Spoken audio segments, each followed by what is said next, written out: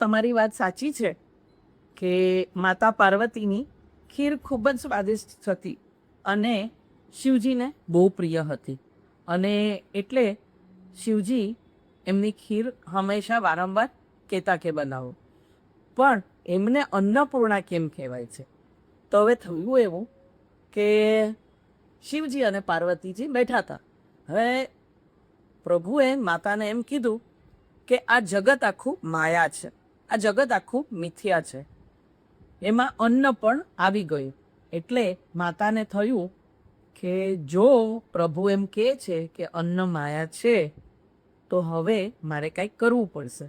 એટલે માતાએ સૃષ્ટિમાંથી અન્નને ગાયબ કરી દીધી, બધેથી અન્ન વયું ગયું.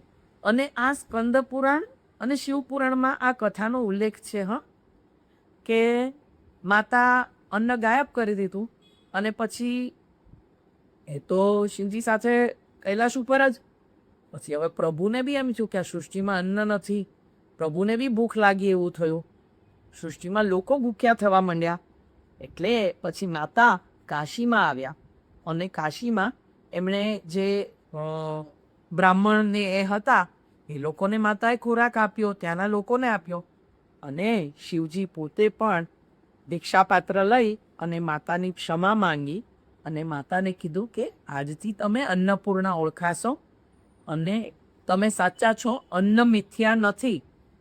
અને શિવજીએ એમને અન્નપૂર્ણા તરીકે નામ આપ્યું. શિવજીએ ખુદને કાશીમાં મા પાસેથી ભિક્ષા લઈને અન્ન ગ્રહણ કર્યું.